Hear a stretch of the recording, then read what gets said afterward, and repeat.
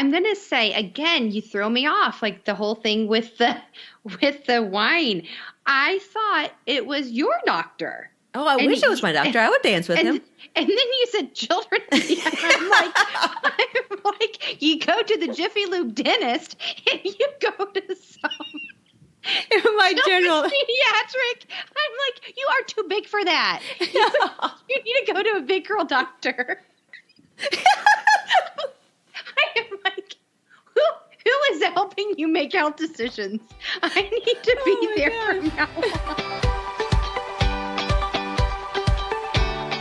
Hello and welcome to the 13th episode of Little Did I Know. I am your host, Stephanie Parks. And I'm your other host, Shauna Zolman-Mihaly. Little Did I Know is a place where two friends share our journeys through life, the good and the bad, while never losing our laughter.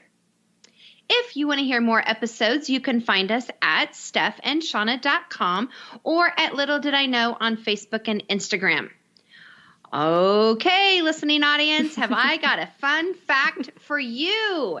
I actually have, here's what I'm going to tell you. I have two fun facts and I have one debunked fun fact. So I might every so often find a fun fact that I know is false and I'm going to claim it as a debunked fun fact. Okay. I'm really excited today because you're extra spunky, I feel like. You started that hello off with really a lot of spunk. Spunky spunk. It could be for a reason. Okay. Okay. So, you know, I am a walker, right? Like I've already walked 6 miles today. You've been blowing me away. Yeah. Thank you. Stamina, Stephanie. So I am a walker. So here's fun fact for you. On average, a person walks past 7 psychopaths a day.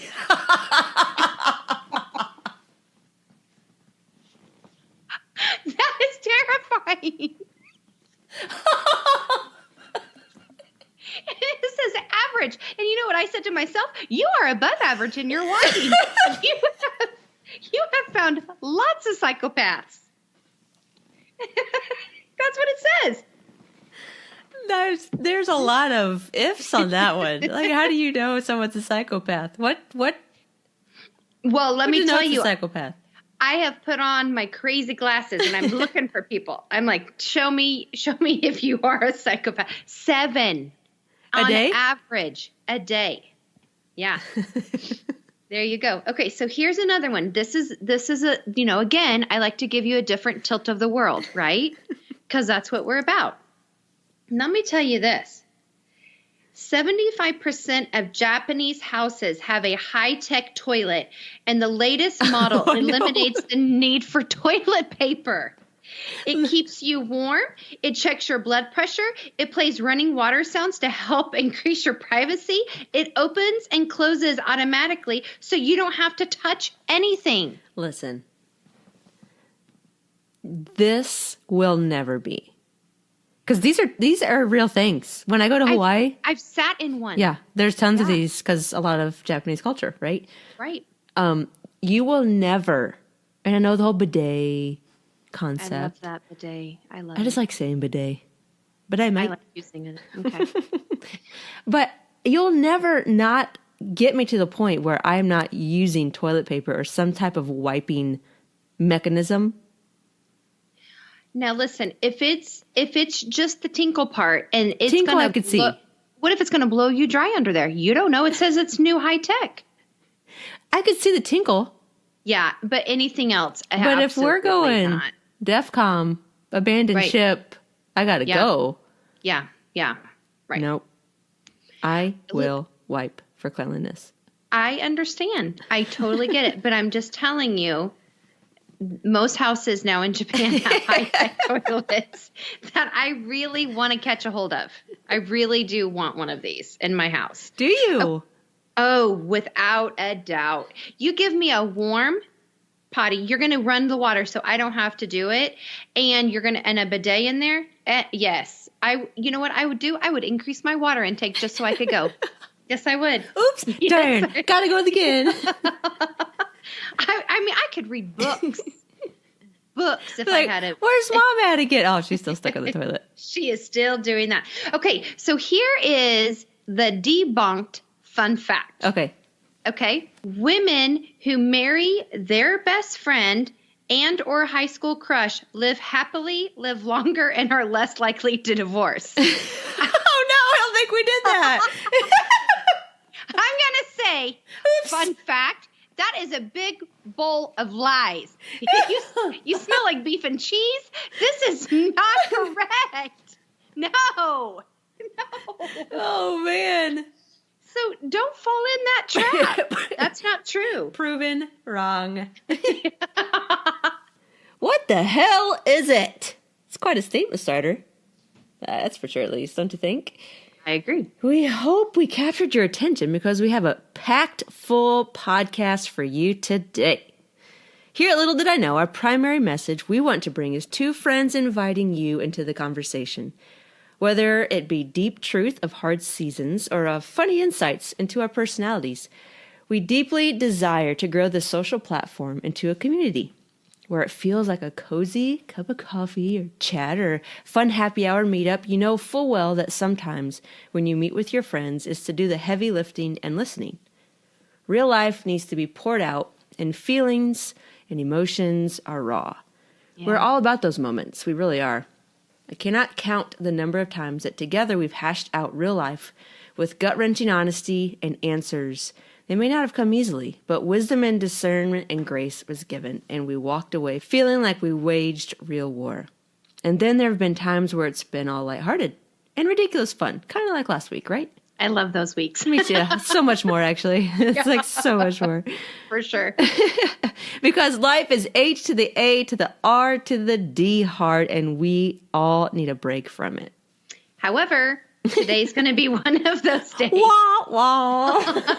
It's an HARD day. In full disclosure, life has been tough for the both of us these past couple weeks. One of us just started back to therapy and cut her hair off. Those two things might have played a part together. But today we are ready to real talk, and we welcome you here. So today is our second installment of What the Hell Is It? The Grace Edition. That's what we're going to be about today. That's a curveball. That's a curveball. What the hell is it? Grace. Grace. That's right. So in the words of M Train, who is our girl, it's all about that grace. About that grace. Oh, there it is. Oh, yep. Look at you. Well played. You're welcome. Okay. So grace defined is a noun. Okay. There's a couple meanings for it. So it can mean simple elegance or refinement of movement. She moved through the water with effortless grace, which I think that they're talking about swimming. Oh. You know, what did you call it last week? You called it theatrical swimming. That's what I feel like. Artistic swimming. Artistic swimming. That's it. It's the B team of all swimmers. That's it. Yeah. Okay. Or it could also mean courteous goodwill. At least he has the grace to admit his debt to her. Listen, I wish I had $1 for that. And then in the Christian belief, it is the free and unmerited favor of God, manifested in the salvation of sinners and the bestowal of blessing. The blessing. The blessing. And it also can mean a period officially allowed for payment of a sum due, grace period, and also can be a verb. Do honor or credit to someone's presence. She bowed out from the sport. She had graced for 2 decades. So it could be one of those two. But today, we're going to focus on grace wrapped up in God's grace, right? Okay. Yes, we are. Yeah. We are. So we're going to break it down, and we're going to talk about having grace in our relationships with our spouses, our friends, ourselves. We're going to talk about what grace is to us. Again, we are not Bible scholars. We are not seminary graduates. We are just girls who have put our feet on this earth, who have walked it out, and we're learning as we go. So we're just giving you wisdom from what we know. That's all. Yeah. We're going to talk about what grace is not. the benefits of grace to ourselves and to others. Okay, so here we go. Let's start it up big. God's grace. So Shauna, if we're having a coffee chat, and I'm just saying, like, tell me, what does grace look like in your life? How would you explain that? Well, I think the definition does a great job, obviously. Webster, way to go. The unmerited favor, receiving things, obviously, that you don't deserve. Receiving people acting nice towards you when you don't deserve it. Receiving a gift when you're acting like a fool and you shouldn't receive it. Like there's that element and there's that definition I totally agree with. Yeah. But the thing that honestly comes to mind, there's two things. There's a picture that comes to mind and then there's a memory that comes to mind when I think of grace. And the picture to me is God literally handing me an eraser.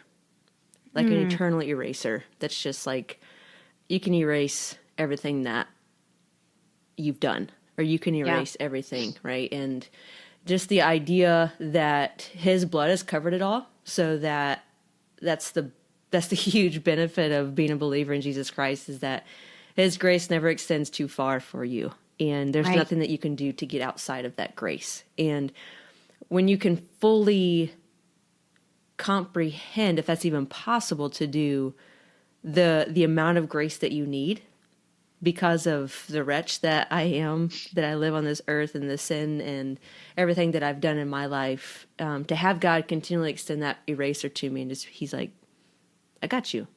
Yeah. I've already died for that. I've already forgiven that. Like, that's the first picture that comes to mind.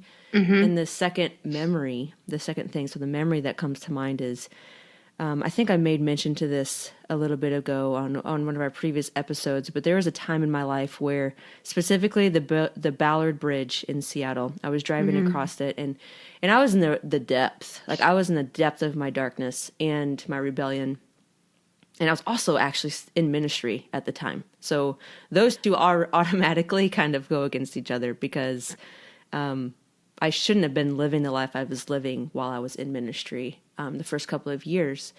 And I remember driving over that Ballard Bridge. I was broken. I was just so sad because I started to feel the weight and the depravity of my actions. And I just kept asking, or I just kept yelling out to God, like, I'm sorry. Like, I'm so sorry for what I've been doing. I'm just counting myself from ministry. I'm completely obliterating you, and like, I've just this sorrow and this grief and this guilt and the shame that was just washing over me, knowing that's not of God. And I remember very, very vividly, as I was driving over that bridge, I felt in my spirit a whisper, and I just felt him say, that's the same amount of grace that I'm giving you that you should or that you need to give to other people. And it wasn't this like, oh, here, wrap you up in my arms, like he normally does. It was this stern talking to, like I was receiving from my Father, that's just like, I get you, I see you, I love you, I forgive you, but turn from your way, don't do it anymore. But that's the same amount of grace that you're feeling overwhelmed by that I'm giving you. I need you to give that to other people. Wow. And those are the two main instances that I think of when I think of God's grace, of what it is and what it looks like for me. Yeah. Wow. That's good. That's really good. How about you? So I have a similar memory to that as well. And so I do think when I think about God's grace, I think about like the word free comes to my mind, and undeserved.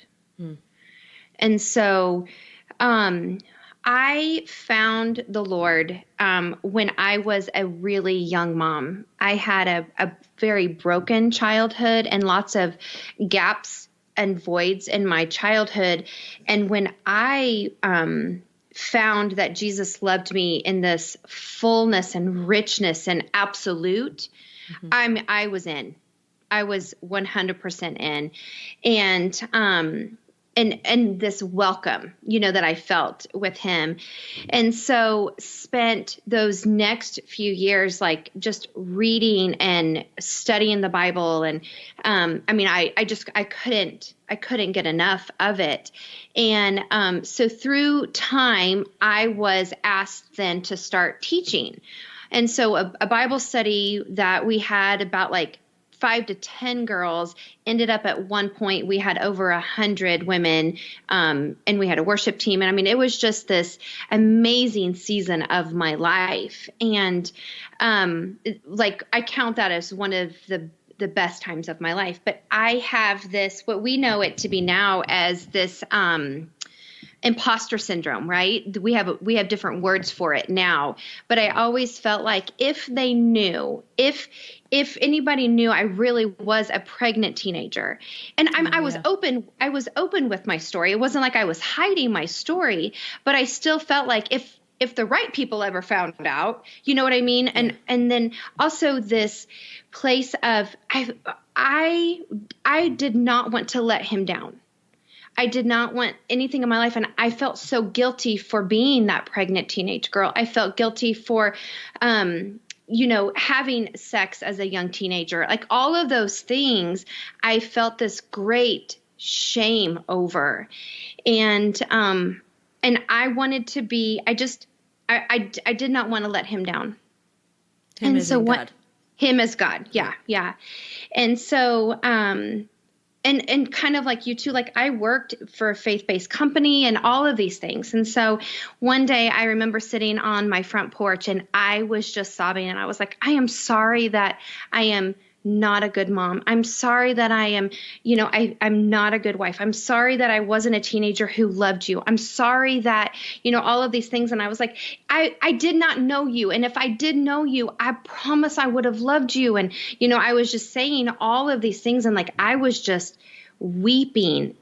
And I heard, I heard God's voice in my heart say, this girl that you are apologizing for, this girl that you are laying out her story, I don't know her. I know the girl who's in front of me. I know the girl that is redeemed. I know the girl that is accepted and wholly loved and who loves me back and is like, that's the girl I know. This girl that you keep talking about, she is no longer here. I don't know her. It's so beautiful. And I just remember thinking, that's grace. Like that's everything that I wanted to not be known for. He was like, I don't count that against you. I don't know that girl anymore. So for me, when I think of the best unedited version of grace, it would be that. That's beautiful. Yeah. And even more than that, sometimes the best way to understand and maybe even communicate what grace looks like is to what it is not. So can you even go on and continue to explain that for you? Like, what would grace not be for you? So for me, grace is not this freedom with zero excuses, where it is like all of this from what comes against me is like this bad human behavior, freedom just to do whatever you want. And also like this place of like, well, what would Jesus do? Bless your heart. Like, it's not that. Like that. Oh, bless your heart. Bless your heart. That makes me want to spit nails. Yep. Like that's not grace. That's just condescending bullshit is what that is. Totally agree with you. And I am not here for it. Yep. I totally agree with you. I kind of went a different route on that, thinking of it in relationships specifically. Okay. Maybe this is because where I'm at, but grace to me is almost, I think more internally of like how it feels to me. And I don't want to be treated like a doormat. So grace to me is not allowing someone to do something over and over and over and over and over and over and over and while continuing to extend grace, but there's no change. Yeah. So it's like they can continue to treat you like dirt over and over because you're extending, like that's not grace either. So that's, and I think that falls in with mine of like this freedom to treat you however you want with like WW, all of that kind of nonsense and just bad continual human behavior. Yeah, no, I agree. I agree with you. So I'm going to let you just keep going. So what does grace look like so let's break it down into like relationships. Okay. So when you are extending grace or receiving grace from your spouse, like what does that look like? That deep breath. Do you just want that to be your answer and put a period by it? I should. That's just where I'm at. That's the hardship right now.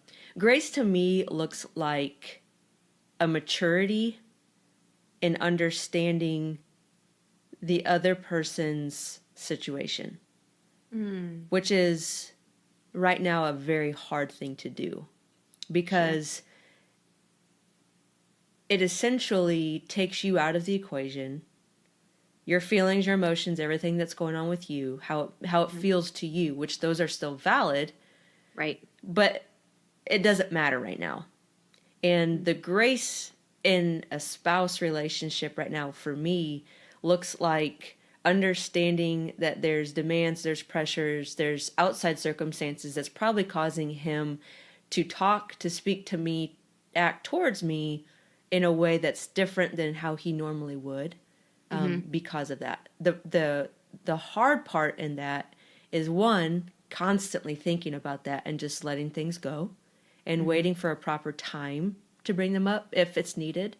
But also just the freaking fact of waiting and being patient, because there's no end in sight. I mean, we're talking months down the road before there's any type of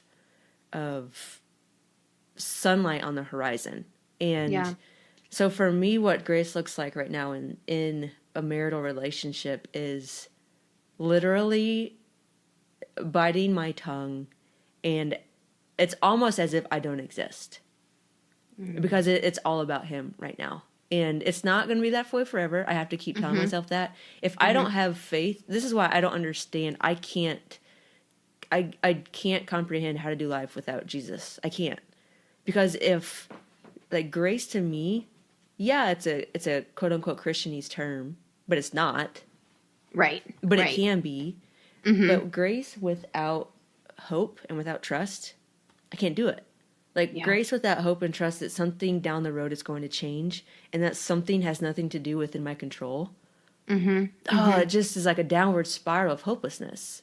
Yeah. But like, if I'm trusting somebody who's far greater than me, that they also have control over somebody else's life, and they want what's best for both of us, then it makes it a little bit more manageable.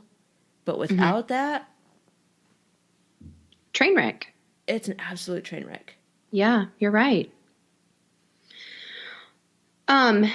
So for me, when I think about grace with my spouse is, and again, I've said this, and I really do believe it. So it's not just, like lip service, but I think because we are older, we have more years of some hard things of life. And so when we came together, it was kind of like, we couldn't have come together at any other time. Right. So for us, we're just at that stage of life. And so for me, I extend the grace of the freedom. He gets to be him. And let me tell you, Thomas Francis Parks is rough around the edges. I mean, he does things that I am like, if I did not have this, like, just, it's him. Like, it just is, he would embarrass me so many times. And I don't feel like I have to make excuses for him. I'm just kind of like, it's him. Okay. And I'm not trying to soften up those edges. I think that collectively we do, like there's things that, when you're together for a while, like those things just happen. And the other thing is, and this is new for me, is grace in our pasts. Yeah. Because again, that's the other side of coming into a relationship older. We are also coming in with past, right? And so, when I told you, I was like, bring me 5 questions, whatever. And he did 21 and, all of that kind of stuff. But I mean, we had those questions of like, how did your past relationships end? What happened? All of those kind of things. And so on the table, everything was honest. And so I have to stay in that mindset of, I will not bring the past into my future. Yeah. And so for me, that really is a grace. Yeah. Yep, that's a good one too. Okay, so what about friends? What's grace in your friend relationship look like? Yeah, grace with friends, to me, this is, I say this with a grain of salt, but this one's so much more easy for me. Well, of course it is. Yeah. I mean, yeah, that's a duh statement, but I'm very, I don't know, grace, it's like if there's just even a little bit of repentant of a heart, like, yes, I'll forgive you. Like, there's no problem there. Like, if somebody's acting like a fool, and you know that person, you know that there's an outside circumstance that's causing that person to act that way. So like, let's just look at that. Let's just talk about that. Like it's very, very rarely do I get escalated at all in friendships. Mm-hmm. And if I do, then, and it's a continual habitual pattern, then I just kind of remove myself or back up a little bit. But friendship grace to me just looks like maybe just giving them space for a little bit. Reconvene. Or it may just be like, hey, like what's really going on? Just a deeper conversation, right? Mm-hmm. Mm-hmm. So for me, I have got to this place where I am like, you know what? They're doing the very best. They're doing the best that they can and they know how. And that's where I will look at that. Like that's the first lens that I look at them through. It is hard. And so they're doing the best that they can. So that's my first lens. And I also, one of the things that I promised myself and I have really put action to is when my life turned upside down was, and at that point, when you get divorced, your friends, even though they don't choose sides, they do choose sides. And so it was kind of like a scattering and it was this weird thing.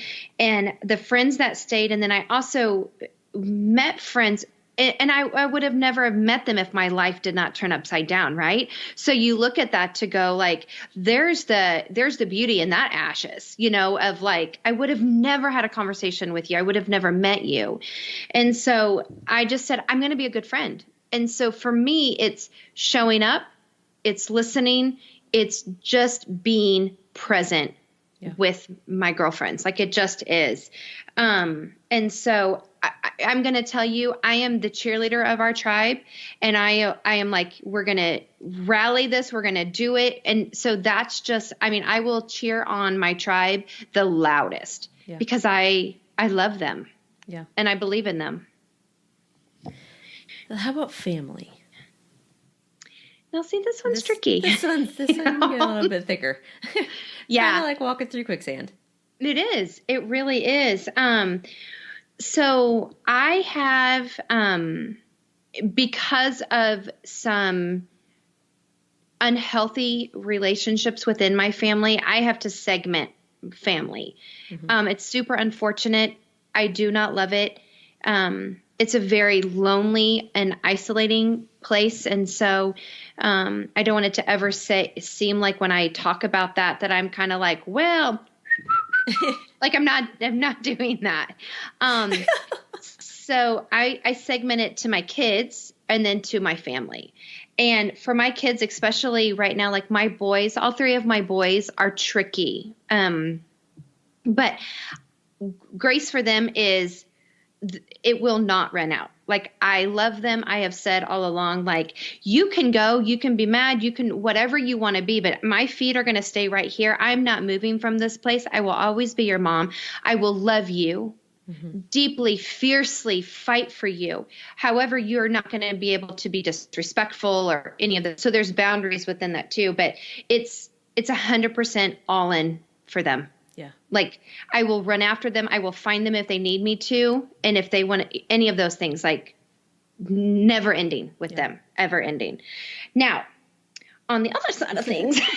Well, you're just such a wonderful human. Well, it's the haircut. No, but on the other side. Bling, that's number 2.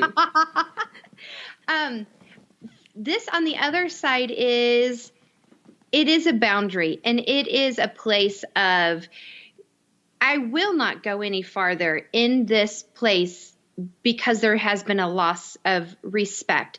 There's been a loss of trust and of safety. And so we won't go here until things are rebuilt. I don't think it's ungodly. Like, I don't think that you can throw back at me, well, what would Jesus do? Well, let me tell you what Jesus would do. What I feel in my heart is he has said, I love you like a beloved daughter. You are my cherished daughter. And I would never put you in a situation for you to be harmed mentally, spiritually, emotionally in this place. And so I'm actually going to snatch you up in my really big, capable, strong hands. And I'm going to set you behind this really fortified fortress wall that he put up for me. And to say, you don't get to go any farther until some things are rebuilt and are safe for you. And so that's what it looks like for me on that side. I love that. That's the true heart of God. People get so cookie cutter, wishy-washy, religiosity, legalistic, and they shovel God into this place of a box that's just like, no, he says this in scripture, taking everything out of context. And he's so personal. Like you just eloquently described the heart of God in a way that it's not black or white. It's a very gray area. And that's what listening to the Holy Spirit does. He makes those gray areas clear. And he tells you exactly what you need to do for you, because his heart is for you. His heart is for other people too, but his heart is for you. So what does that look like for you in this specific instance? I think that's awesome. Thanks for sharing that. You're welcome. Thank you. So tell me about you. You know, my love language is words of affirmation. I can't help it. It's kind of like, on those games, and like you fill in the coins and they just keep filling up. Like, thank you. And you're the cheerleader of your group? But you know what? Every cheerleader needs a cheerleader. I know. Oh, family for me, I've had a couple, again, like when my life was turned upside down, my family and I have always been super, super close. And for me, it's been a realization through the transition of life for, my parents, when I was a kid, they were Superman and Wonder Woman. Like, could do no wrong, right? And then life happens, and, I transitioned out of basketball, which was like my main squeeze with my dad, and that was just like what bound us. And then I transitioned, I started having my own views and my own understanding of even my own walk with Jesus and what that looks like. And then I go through this thing with divorce, and it's just like there was manipulation by my ex with my family that caused dissension, and it pissed me off, but it was what it was. And that's whole process up until really a couple years ago has been a rebuilding of what grace looks like for my family. And mostly because it's an understanding of how my parents were raised. It's an understanding of what their reality is. It's an understanding of where they're at in life, where they live geographically, who they encounter on the day-to-day. Like, it's so drastically different from mine that I have to understand this, like, yes, they're my mom and my dad, and I love them dearly, and I'll always be their daughter. They'll always be my parents. But there's a drastic difference in our realities. There's a drastic difference in the filter in which we live our lives through.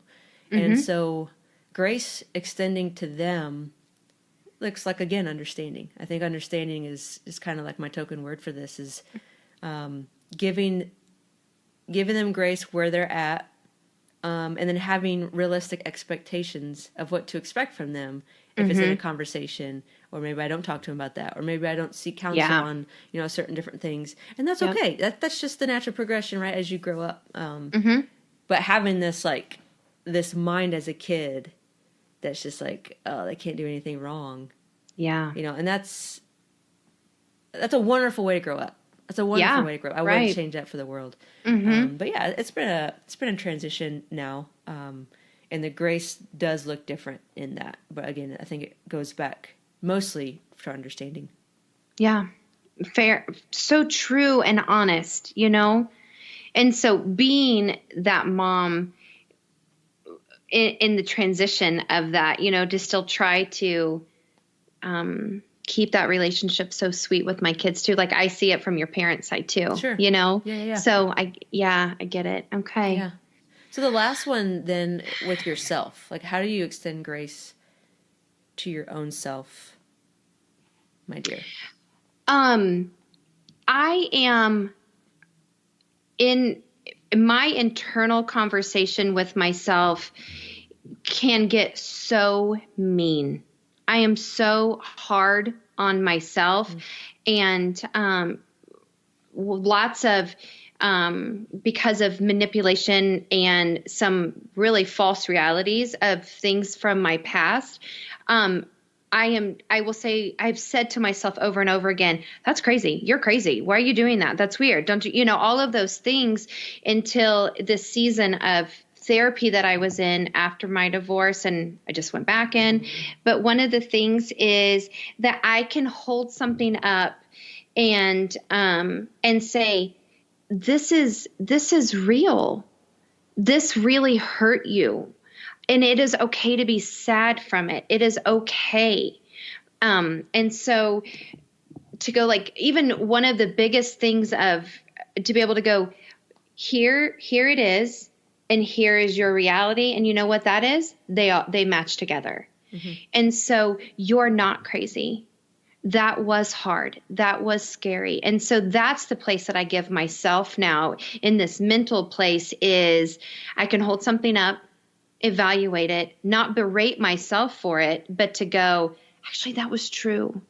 And that really did hurt your feelings. And that really was a very big, deep wound for you. That was real. You can feel it. And then now, you know what you're going to do? You're going to walk it out. You're not going to stay here. So that's grace for me right now. Woof. I know. Yeah. I know. How about you? Yeah, for me, it's this used to be extremely difficult. Same with you. Like I was by far my worst critic, the hardest on myself, and having such a performance-based mentality growing up. Yeah, that just magnified everything to the T. But that's not really my thinking anymore. This is actually a little bit. The only thing that really bothers me about myself is if I continue to make the same mistake over and over and over and over again. Mm-hmm, and that's the difficulty with grace. Sure. Anything else is more, okay, I get it. Yeah. I suck. I'm broken. Trying to like you said, monitor the negative self-talk, so to speak. Mm-hmm. But in all reality, it's again, I'm understanding from where I've come from. I'm doing okay.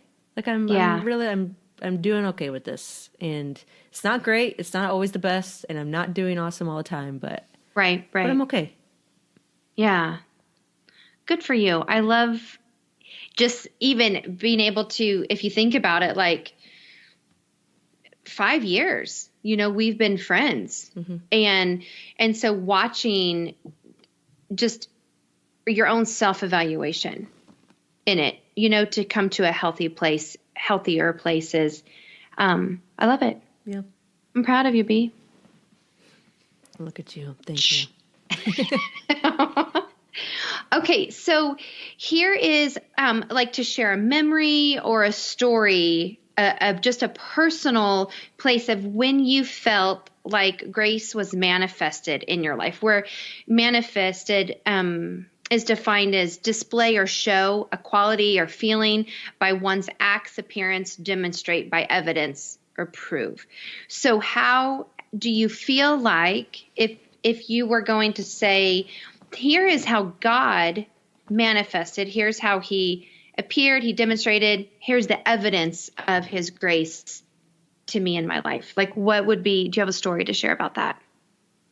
The probably the biggest thing that comes to mind for me is because the majority of the last 12 years of my life has all just been surrounding marriage, remarriage, out of marriage, whatever. Like just this whole principle that we've been based this off of. For me, God's grace has been so magnificently evident in the process of healing. How gently and how slowly, sometimes unfortunately slowly, that the process of healing has been, if I can kind of take myself a step or two or three back and just look at it from an outsider's perspective and just see how tangible and how detailed and how intimate he and his love has been and his grace for me has been, that, you know, when you're navigating through an area of your life that's so difficult and you have no idea what you're doing, like you're literally just walking through it blind.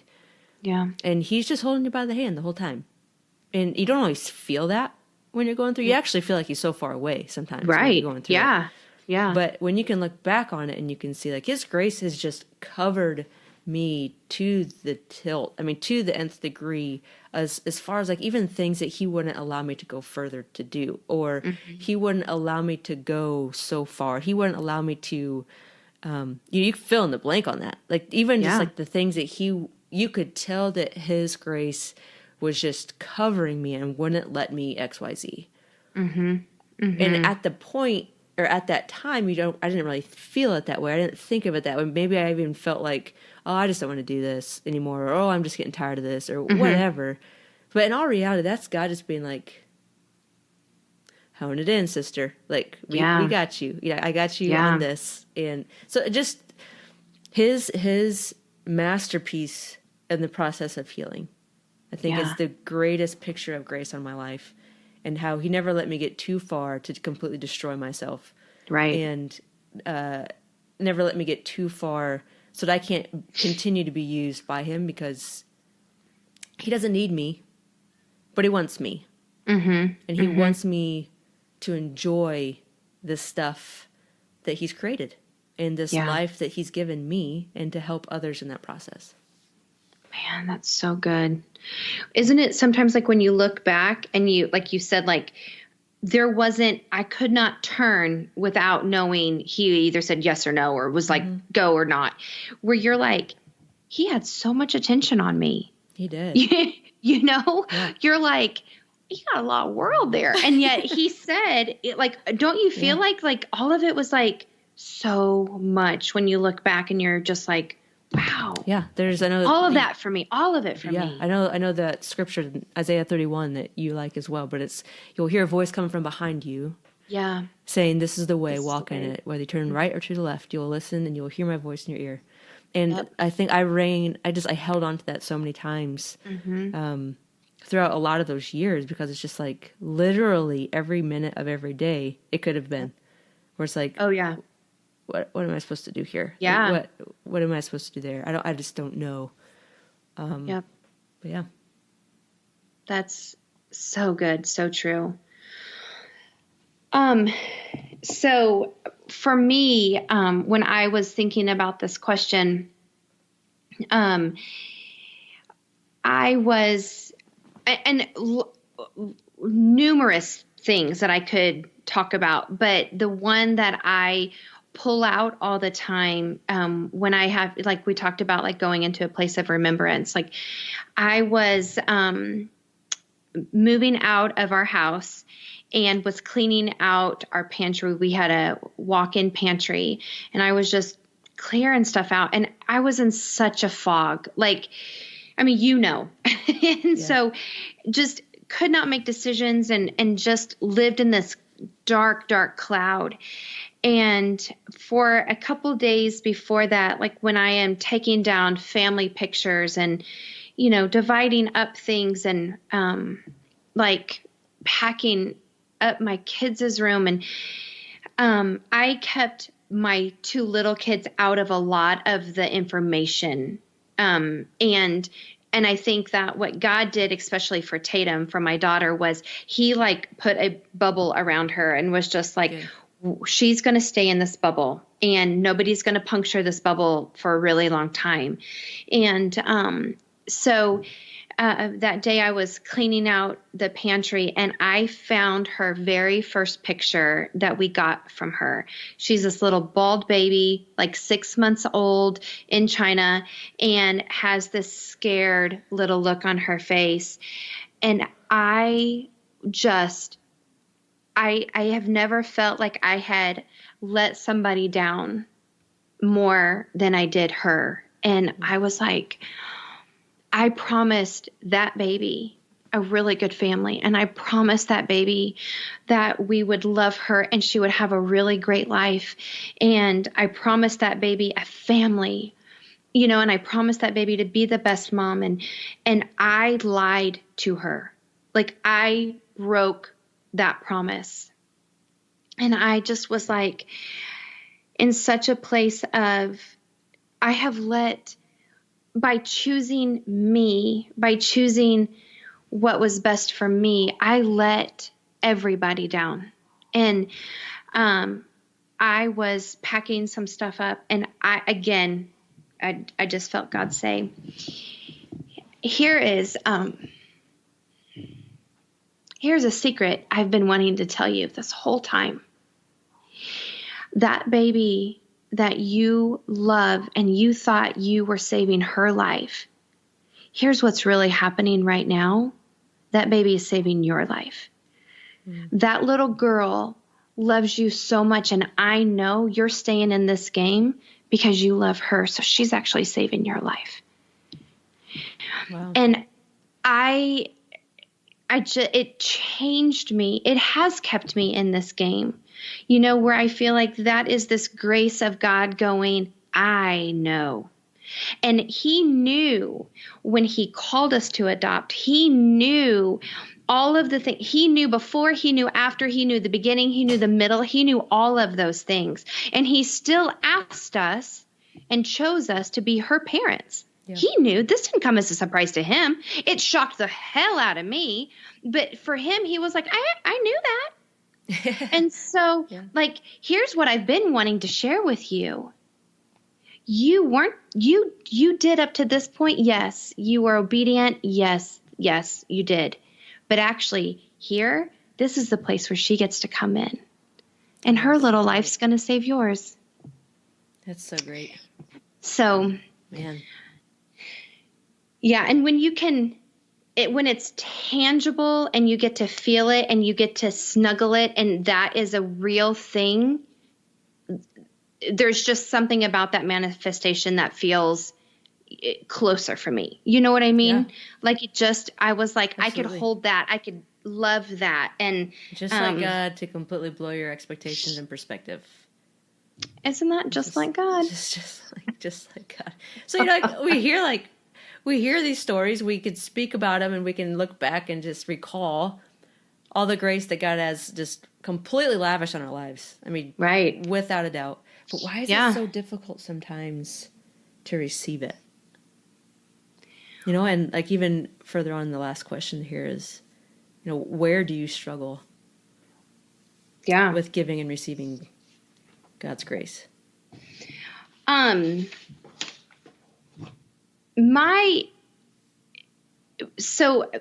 We talked about this in a couple podcasts ago about the cynical self that we get into. Oof. Yeah. And it comes with age, and it comes with knowing too much, and it comes with, being burned or whatever. And I feel like that's kind of my journey of grace. Like when I was young and I first knew Jesus, I was like, grace is amazing. I love it. Let me hug it. Let me, all of that stuff. But like my biggest mistakes, my greatest sin, my failures has been since I've known him. Yeah. And I know full well what I am capable of, and I am so mad at myself. Yeah. Yeah. And yet God still says, you know what?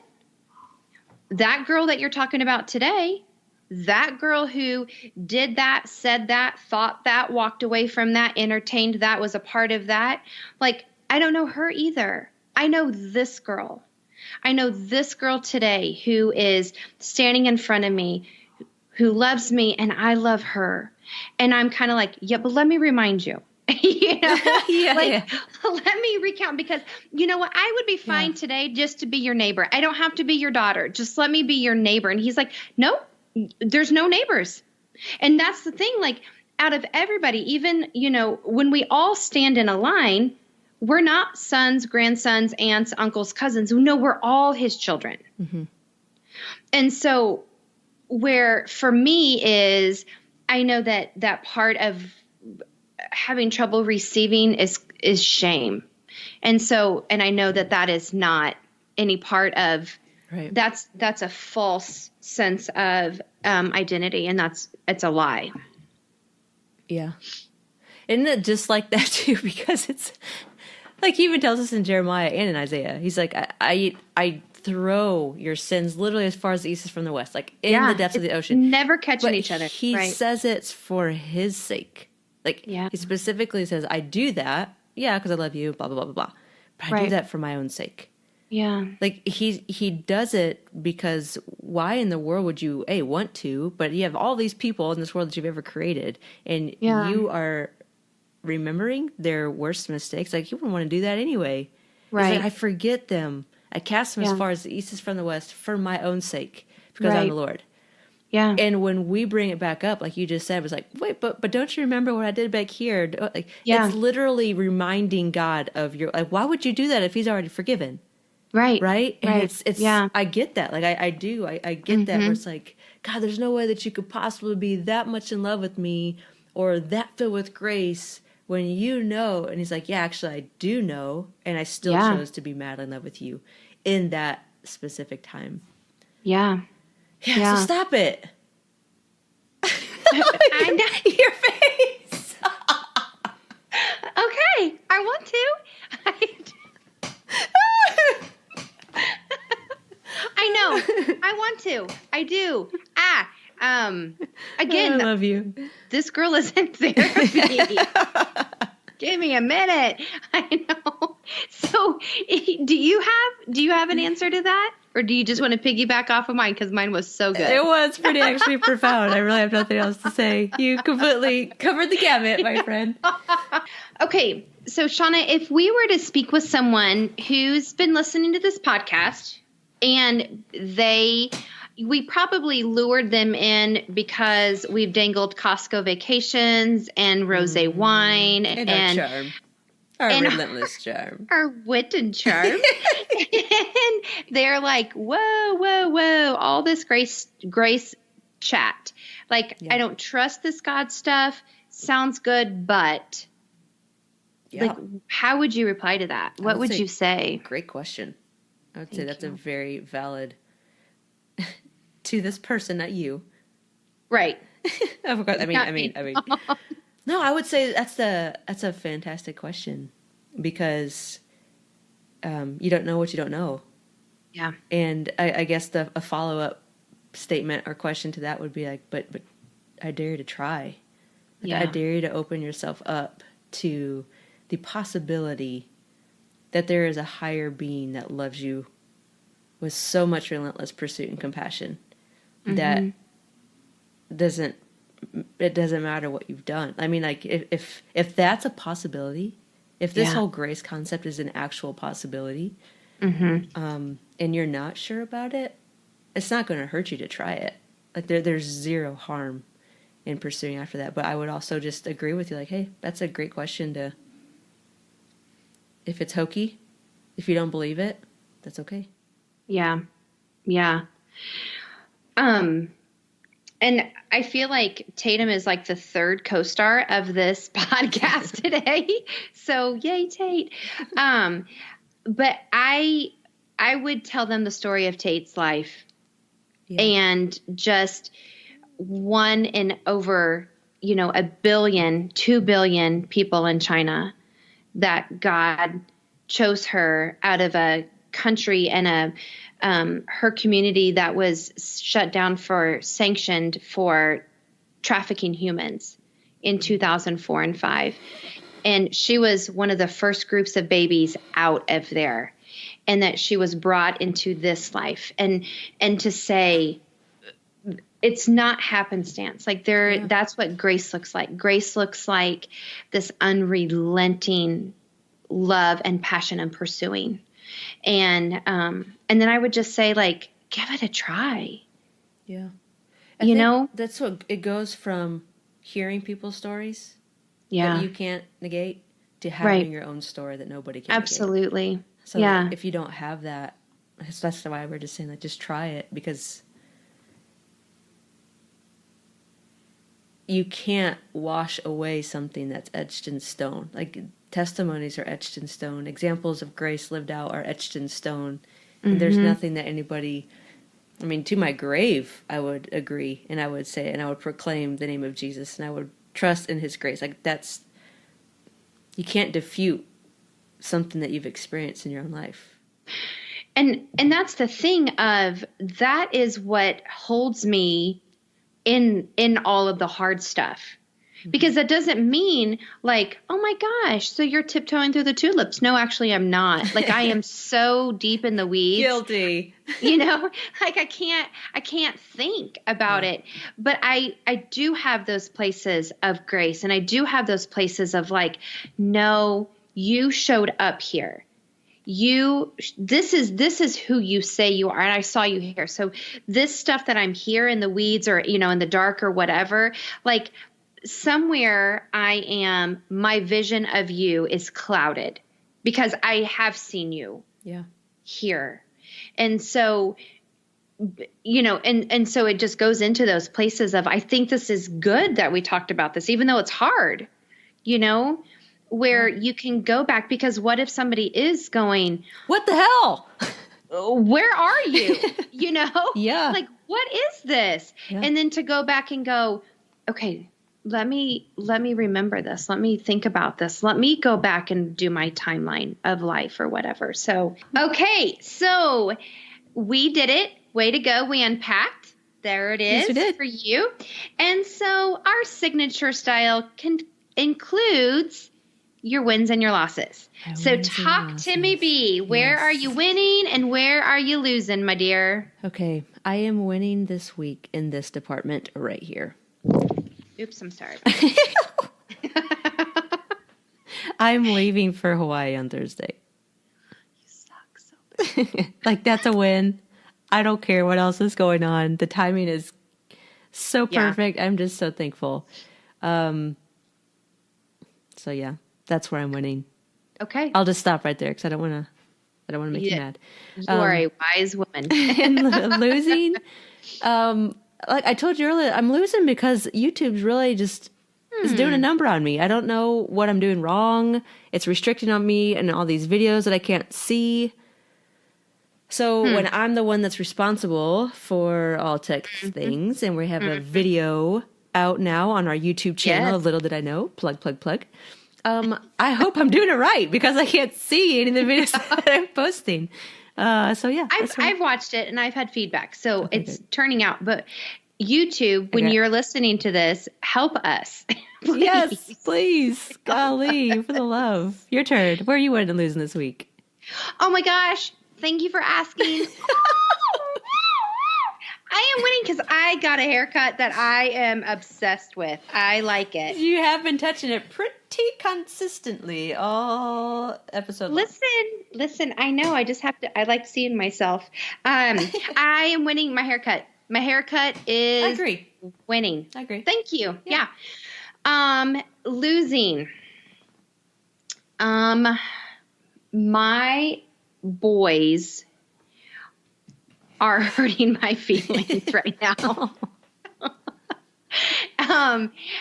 Actually, every single one of them, not terrible, but I'm just going to say they're hurting my feelings. Okay. Yep. Enough said. Yep. We'll leave it there. Mm-hmm. Sorry, dude. Which is why I'm in therapy. No, I'm kidding. I haven't even started talking about them yet. Yeah. All right. Little did I know as we close out this segment. Little did I know that. Little did I know I got new shoes to do my trails and my walking in. I love them. I posted a picture on them, and do you know I had people tell me how cute the pink was in my shoes? And that just makes me love them even more. So little did I know, these new shoes, new season of walking, I have logged miles in them. Well, do you want to plug the brand, the type? I mean, there's a lot of potential here. Nike, Pegasus, running. I don't run. You just swiftly walk. Swiftly walk, yes. Okay. So I really do love them. And it's so funny how, I put on my other shoes the other day to walk the trails because they were muddy, and I was like, ew, like broken down. You can just feel it. Yeah. New shoes are the jam, and new tennis shoes are great too. I totally agree with you. Yeah, yeah. Little did I know, Nike Pegasus, thank you, sponsor me. Oh my gosh, everything's that. Okay, so little did I know for me this week, I found probably one of my favorite doctors. His name is Tony Adkins. He's the dancing doctor. I don't know if you've seen this on a lot of the social media or he's on Good Morning America, which surprises me that you didn't see. It's GMA. You know, I'm a Today Show girl. Oh, that's right. That's my fault. That's right. But he's a children's doctor, neurosurgeon, and he dances with these kids and just makes them smile. And it does so much for them. He's like becoming famous now, so he'll walk into the room and kids that haven't smiled in months. Oh, they even showed this kid who, again, hasn't smiled in months. He starts to smile immediately when he walks into the room, and he actually gets up and tries to pull himself up on his walker, and he starts dancing with this doctor. And it just made my day watching the little video of him, because it's like, that's what life should be about. Absolutely. Like, he is smarter than who knows what, but he just makes a living on wanting to help people and make them smile, and laughter, which is the best medicine. I'm going to say, again, you throw me off, like the whole thing with the wine. I thought it was your doctor. Oh, I wish it was my doctor. I would dance with him.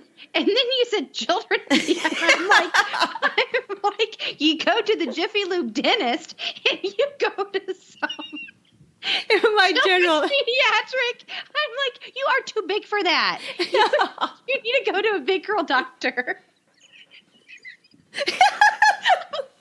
I am like, who is helping you make health decisions? I need to be there from now on. I only wish he was my doctor, but nope. Turns out they just stopped letting you see children's doctors at the age of 16. Right. Once you get your Okay, I can't wait for you to go back and listen to that and go, oh, I see why she would think that. Yeah, probably. Kind of like my runners conversation. We kind of had a little bit of communication breakdown there. But again, my mind has been blown. Okay, so it's not your doctor. It's a doctor. You like him. But you're not his patient. Is that correct? No, I'm just a simple viewer. I'm just a simple viewer. Oh my gosh. Well, on that note, I think we can wrap it right up. And yes, just thank you so much for listening.